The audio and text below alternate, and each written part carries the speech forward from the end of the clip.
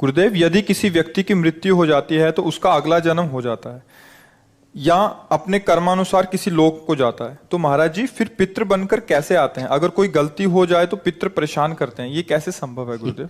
आप ये समझो, आप पितृ नाम दो, भूत नाम दो, कुछ भी नाम दो, अभी जो इनको बताया वो कर्म ही होता है। हमारा कर्म ही होता, कोई हमको परेशान नहीं कर सकता। कोई देवता, कोई भूत, कोई प्रेत, कोई पितर, ये बात गांठ बांध लो, कोई तांत्रिक, कोई सिद्ध।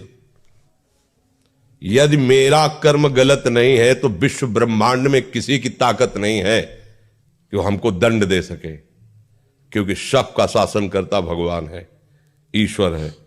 अगर कोई अपने तप का प्रभाव भी करना चाहे, मान लो तपस्वी है, तो बीच में आके खड़ा हो जाएगा, बिल्कुल वो भजन नहीं करता पर वो निष्पाप है, उसने अपराध नहीं किए, तो किसी न किसी रूप में भगवान आके खड़े हो जाएंगे, उसकी रक्षा कर लेंगे। इसीलिए उनका एक नाम है ईश्वर। संपूर्ण जीवों का शासन उनके हाथ में है और सब जगह विराजमान है। यार मैंने तो भगवान को पुकारा ही नहीं, लेकिन मेरा सब काम बन गया।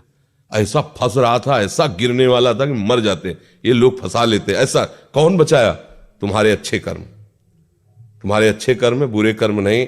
मैं तो फूंक फूंक कर पैर धर रहा हूं, जब से मुझे होश से कोई गलती नहीं हुई हमसे। हमारी दुर्दशा लोग कर रहे हैं, हमारी दुर्दशा इससे हो रही, उससे, कोई दूसरा नहीं है। बोले तुम्हारे कोई चक्कर है? ऊपरी चक्कर है, लोग ऐसे कहते हैं। वो अरे ऊपरी और भीतरी, केवल तुम्हारे कर्म का चक्कर है, दूसरा कोई नहीं है। वही कर्म भूत बन करके तुम्हें सताएगा, वही कर्म पितर बन करके, वही कर्म ग्रह बन करके सताएगा, कोई नहीं सता सकता। जो पे कृष्ण चरण मन अर्पित तो कर है का नवग्रह रंग, रंग माने भिखारी। ये भिखारी नवग्रह तुम्हारा बाल बांका भी नहीं कर सकते यदि कृष्ण चरणारविंद में चित्त लगाए हो। और सब ग्रह तुम्हारे अनुकूल है और प्रभु से तुम विमुख हो तो कोई तुम्हारी रक्षा नहीं कर सकता, तुम्हारे कर्म तुम्हें नष्ट कर देंगे।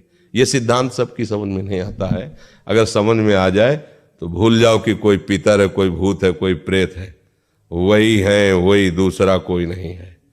वही तुम्हें दंड देने के लिए कभी भूत बन जाते हैं, कभी मृत्यु बन जाते हैं, कभी नाना प्रकार की घटनाएं बन जाते हैं। और इसीलिए उनका भजन करोगे तो असली रूप में आपको मिलेंगे।